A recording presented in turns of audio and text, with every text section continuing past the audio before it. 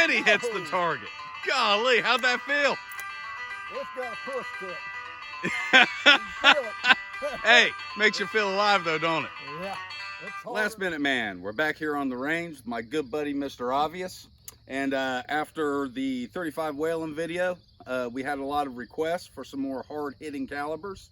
So you asked for it, you're gonna get it. And what are we doing today, Mr. Obvious? We've got the hard hitting right there, neck and neck with the Whalen, the 338 Winchester Magnum. So we're gonna do a little shooting today with that. Well, and I love what you brought out here, and that's the Browning. Everything Browning makes, I'm telling you, they stand by the name, like you said. And I mean, they're just excellent. This is actually very lightweight for a caliber like this. So we got a muzzle brake on the end, which I think is probably necessary. But yeah, these things are pretty sweet. We're gonna get in close here, show you the trigger pull and everything on this. But over the next month, we're gonna be doing these hard-hitting calibers, what we would call probably your most common large game calibers. And we're just gonna, not the calibers that everybody uses, but some of them that people use. And we're gonna be going over that, but stick with us and we'll show you this trigger pull. All right, we're gonna do the trigger pull with it. We got a little Wheeler trigger pull gauge. So we're gonna see what the trigger pull is on this gun. I know we do a lot of target shooting and this and that, so we like kind of light triggers. So we'll see where we're at on this Browning. And we are pointed in a safe direction, right down range on an empty chamber. So let's see what this trigger pull is, Mr. Obvious. All righty, get her down here. We're gonna put her right on the trigger and we're gonna slowly pull it. Oh, the 1.25 pounds at that one. I may have flexed it just a little bit, so let's go again and get a slow pull. 1 pound. I figured I pulled it a little more, so it's right at 1 pound. All right. So that is we'll do best 2 out of 3, and then we'll call it a day on the trigger pull. 1 pound. All right, so that's actually really sweet. In fact, I don't think you can get any better than that. I don't like them any lighter than that myself. No, I mean this gun, we set it up kind of target shoot with. It's a little bit light for hunting. I like more of a between 2 and 3 pound trigger, but you know this it ended up a little light. All right, so we're getting ready to shoot here at 150 yards. We decided to pull back a little bit to save the steel, and I think we're going to be okay here. But yeah, let's get in line here, Mr. Obvious, and fire when ready. We saved the steel, but the Whalen has still put craters in it. Yeah. Now we are shooting a 225 grain SST bullet. So this is what we're shooting out of this. So it's 25 grains heavier than what the Whalen was doing. But we'll see what we got here. Get our earplugs in. Flash is on.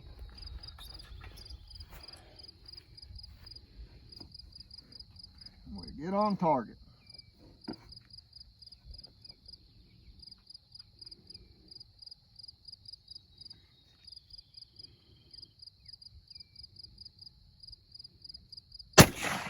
Whoa, you can just feel the pressure off that.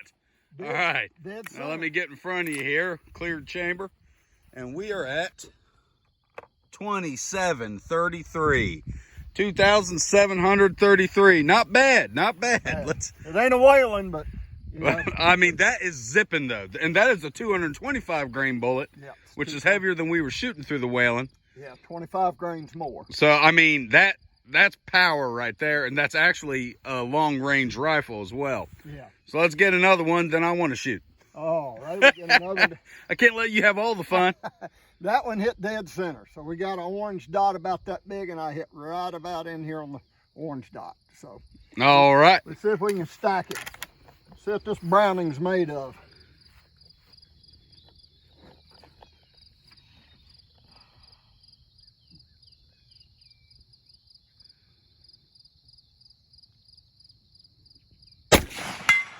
golly, man.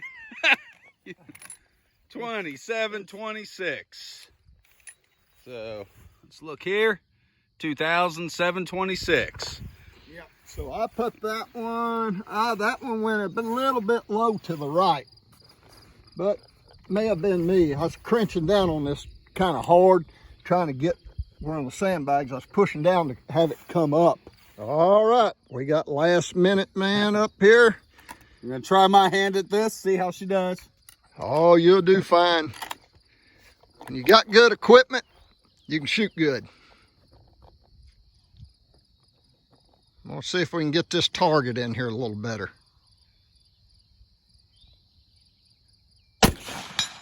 Whoa! I hit just south of the bullseye, and we are at 2,723 on that one. So we're pretty consistent on speed. That's one of the great benefits of hand loading. Yeah. So, and you can keep your data and know right where you're at. Yeah, I've got all my data written down in there. These are not real hot loads, so, you know. Well, and even that being said, you're still moving over 2,700 feet per second. I mean, this thing, they're hitting an elk or a moose. I don't think this would drop. No. All right. You can kill a grizzly bear with that, easy. Yeah, that's true too. All right, ready? Yep.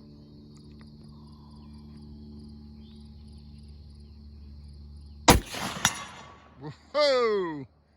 I stacked them right next to each other. Good. But all right. Yeah. That is awesome. And that is remarkably light hitting with that muzzle brake. It makes a huge difference. Yeah. So would you like me to take that muzzle brake off and you want to feel the real power? The real kick of the gun? Let's do it. Stand by. All right, last minute, man. What have you got in your hand?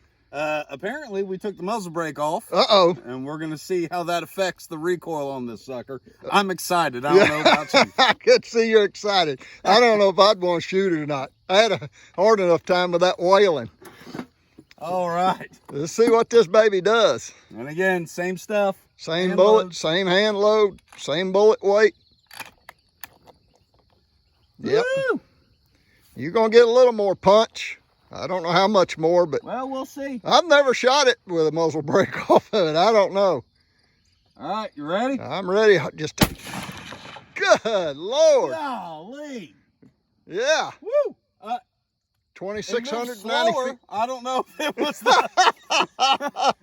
I don't know if it got thrown off because of the flash there. I missed the target that time, so I don't know what I did. But good God, man. I think you was anticipating a hard kick. How did it feel? I flinched a little. I figured you might would. Hey, I wasn't the only one anticipating that. The chronograph does not look happy. No, he ain't happy at all. Let's get this chronograph set back up and let me take a redeeming shot. All right, we're going to see if I can't redeem myself. I'll promise not to flinch this time. All right. Yeah, I don't know if the chronograph back too, just in case. Yeah, we moved her back a couple more feet. So, all right. Here we go.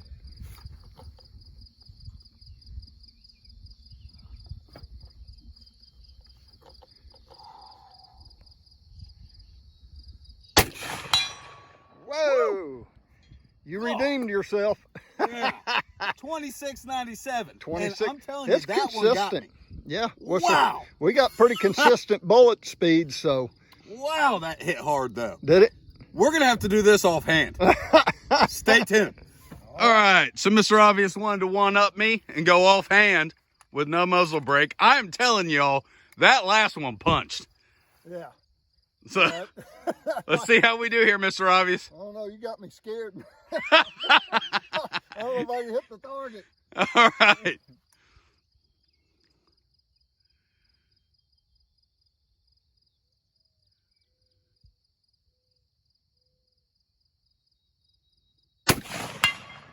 And he hits the target. Golly, how'd that feel? It's got a push to it. You can feel it. Hey, makes you feel alive though, don't it? Yeah, it's harder. It's way harder.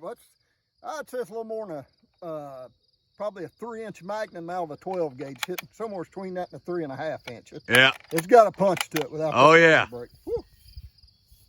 Okay, we're back with our after action report. And I got to tell you, if you want something that hits hard, definitely get one of these without the muzzle brake. My recommendation is if it comes with the muzzle brake, there's a reason for that. This thing is lighter than my Scout rifle. And I mean, my Scout, you're looking roughly 7 pounds kitted out the way I got it. And this thing is lighter than that. If you were gonna backpack up in the mountains or something, I could feasibly see carrying this. This is actually an awesome firearm. Oh, this Browning A-Bolt is a good gun. It shoots fairly accurate. I mean, of course, we're shooting 150 yards. Right. It's not cratering. We checked. It's not cratering the A500 steel like the Whelen was. The Whelen's actually putting craters in it. Yep, it certainly this was. thing's hitting hard, but it may be the type of bullet using too. But well, I can tell you your range on this. I was shooting a lot more accurate with this than I was the 35 Whelen. And as far as actual force and power, I will say without the muzzle brake, this hit harder than that 35 Whelen. And I was actually kind of shocked that it did, but we're pushing a heavier bullet actually. And like you said, the Whelen's what they call the poor man's Magnum. Yeah. And this is not a poor man's Magnum. This is a real man's Magnum. Well, I'll tell you, a Whelen's a real man's Magnum too. Ain't no doubt about it. None of them are a slouch, guys. Yeah. So this thing is pretty sweet though. I would definitely carry this if you're elk hunting, you're going after that bull moose. I think you would be adequately armed with this. With this or the Whelen. I mean, yeah. For what I like, my type of hunting I do, I like the Whelen. I mean, it's the recoil's just a shade bit under this. It's easier to load for. You know, and these are all factors you got to look at when you're choosing what works for you. You know, if you're not hand loading, this is very pricey. I mean, even when there isn't an ammunition scare, this is a pricey firearm to shoot. So that's things you got to consider also out here, folks. You know, the 30-30 that you practice with is probably going to do you a lot better than the 338 Win Mag that you shoot once a year. Yeah. So, you know, for whatever that's worth, you know, that's my 2 cents on it. But this has been an awesome firearm to shoot. We can't wait to bring you more. So stay tuned for that. And guys, we love doing this stuff and we want to keep bringing them to you. So please subscribe and remember, keep your knives sharp, keep your powder dry. Subscribe to Last Minute Man.